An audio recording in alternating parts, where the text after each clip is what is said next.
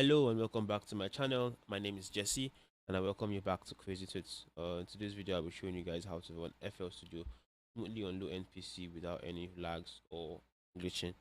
This video will be helpful for producers who are running their FL on low-end PCs, those who do not have enough money to get the high-end computers that FL Studio needs to run perfectly. This video will help you guys to maximize the potentials with your low-end PC. So without wasting further of your time, let's head into the video. Before we go into the video, do not forget to subscribe, share with your friends, and like this video and drop a comment if you have any. And also suggest what you want to see next. Alright, I'll be making, like I said in my previous videos, I'll be making new videos every week. So just let me know what you'd like to see next week, and I'll make sure I try my best to make that available for you guys. Without wasting much of your time, let's head straight to the video. So before I present you the solutions to this problem, let's outline some of the problems and see how you could like solve this problem, because the solutions I have here are basically ways to manage this lag. So if you can identify the problems, maybe you could just be able to eradicate them instead of managing them. All right.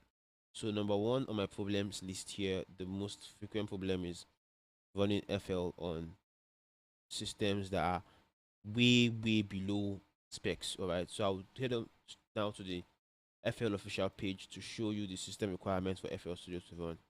All right, it requires for Windows it requires 8.1, 10 or 11 or later, 4 gig free disk space, 4 gig of RAM, powerful CPU, and it doesn't support ARM. So if your system uses ARM, you might be running into lag. It might not even work. If you're using something below Windows 8.1, I guess you might run into issues. Or if you're using something below 4 gig of RAM, you're definitely going to run into issues, lags, and all the rest of them. So that's one of the main problems with um with lags. And secondly, we have running too many plugins simultaneously.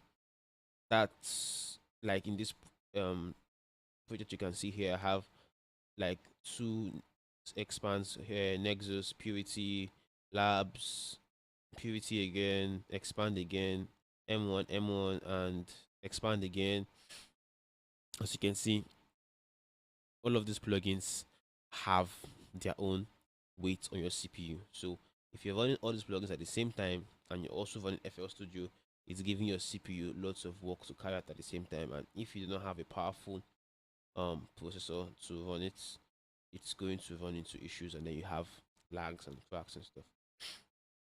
Thirdly, here running too many programs at the same time. So probably open your FL and then you are running Photoshop in the background, or you have your internet on, you're watching YouTube videos in the background.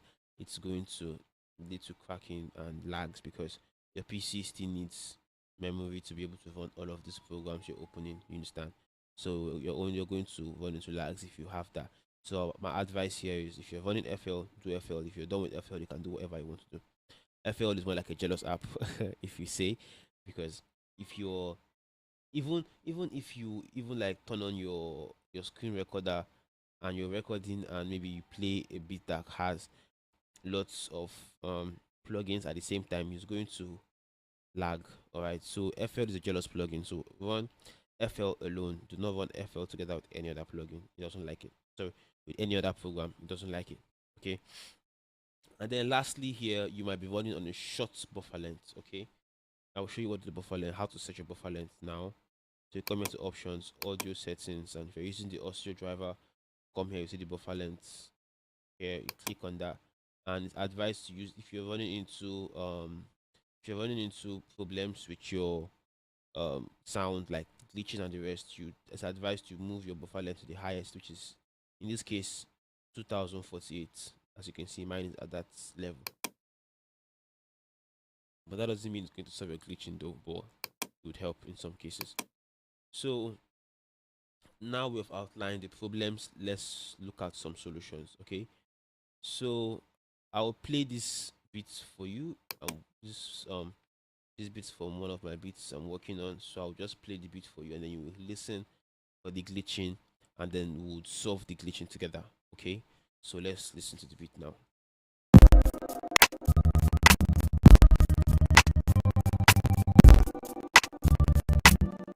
So as you can hear clearly, it's glitching really bad. The CPU usage here is even at 100. Okay, so the glitching here is really bad. So we really need to work on that. All right, so we'll follow all the steps here and see if it has any effects on our project. Okay, firstly, increase the buffer length, which I just showed you, and as you can see, it didn't help. Okay, the buffer length has been increased to the maximum, and the beat is still glitching. But before that, sorry, let me just say this. One of the main ways to help your system is actually upgrading your system. Okay, so if you're running your FL Studio on like a 1 gig RAM system or a 2 gig RAM system, I would advise you to, like, if you can, though it might cost you a lot of money, but if you can, try to get additional RAM, maybe upgrade your RAM to 4 gig if you can, or get a bigger processor and stuff if you can't get a new system. So if you can't get a new system to run your FL, you can just upgrade these little things, and then you'd have a better experience with your FL. But if you can't get the RAM or the processor, these techniques I will be showing you today would definitely help you out. Okay, so let's continue. After increasing the buffer length, you would want to set your priority to highest. So you come back to this same options, audio settings, and you see this priority tab right here.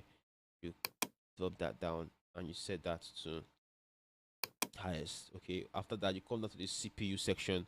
You check all this, turn all of this on: multi-thread generating processor processing, smart disable, multi-thread mixer processing. You check all of that on, aside this last one here, this align tick length. Leave that unchecked, and then you want to check this mixing buffer switch and then triple buffer. Check this on, and you X that out, and let's see if anything happened.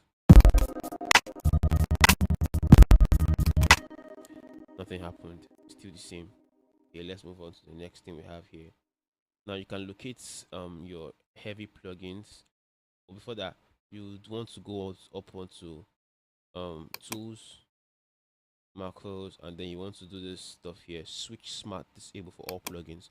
What this does is, any plugin that's not being used, FL Studio turns it off. Okay, so any plugins that's not functioning at the time, FL Studio just turns it off so that you have space for your project to run the plugins that's being used. Okay, but for this, you can see that almost all of the plugins I have here is currently working. So let's, after turning that off, we want to identify the plugin that's consuming more of our CPU, and then try to either remove it, replace it, or find more solutions to our problem. So you want to go over to view.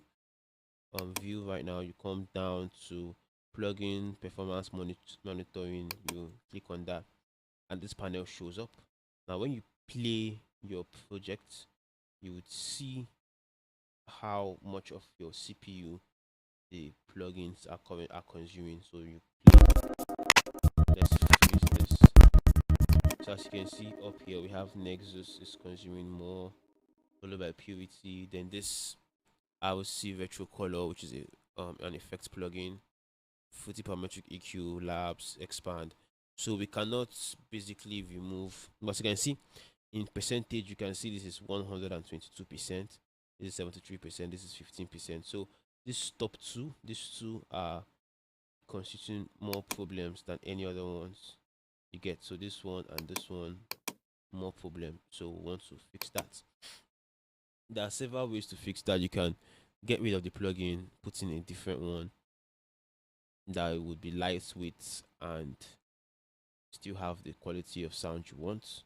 Or better still, my best solution is you bounce every pattern which that's sound was played, which that plugin was used, you bounce it to audio, and then you would have um more space your CPU.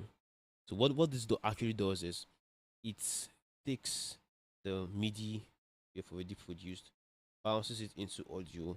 Now, with the fact that we have already turned on Smart Disable for all plugins, when we play our instrument, when we play our beats, FL Studio turns off these plugins and then plays just the audio, and then you're good to go. There is nothing consuming your CPU and anything. Your CPU is free to work for you, and you're good to go. Okay, so let's start with pattern 3 here, which happens to be expand. All right, let's just use that for example.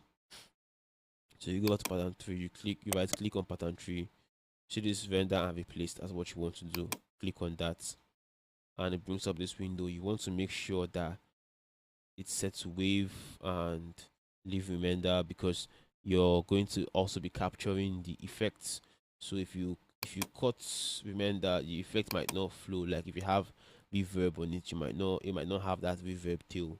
You want to leave remainder, and then you'd go down here to enable insert effects and enable master effects.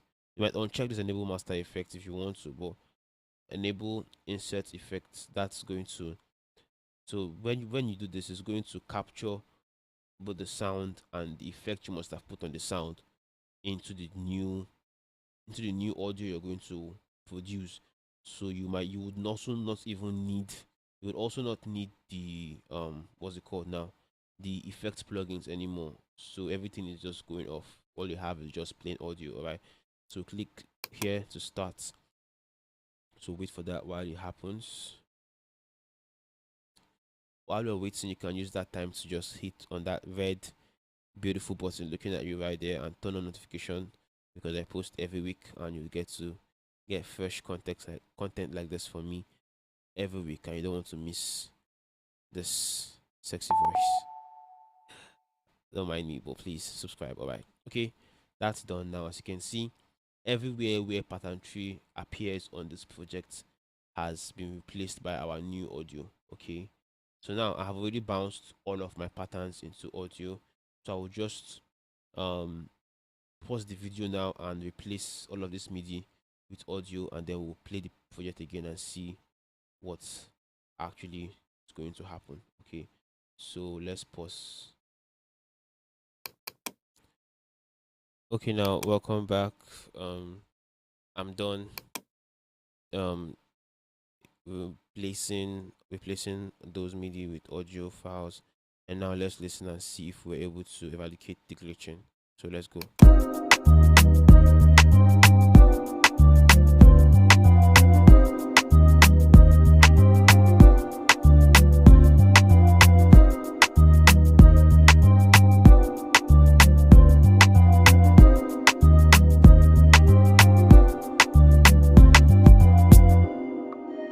So as you can hear, as you can see also over here at the CPU load, it's not even up to 50%, and everything is playing perfectly. There's no difference between the MIDI and the audio. It's exactly the same thing. So as you can see, we're able to eradicate the glitching and have our system work to the best of its abilities. So thank you all for watching today's video. See you in the next one. And please do not forget to subscribe, like this video, share with your friends, family, leave a comment. Very important. Like and subscribe. Please help me get to 1K subscribers. Currently I'm at about 200, and I believe with our combined efforts we'll be able to get to 1K subscribers before the end of the year. So please, please, please, let's make my dream a reality. Thank you very much as you hit that subscribe button. Thank you, thank you, and thank you. Don't forget to leave a comment on what you want to see next, and I would make them available for you by next week. So please subscribe. Thank you very much, and peace.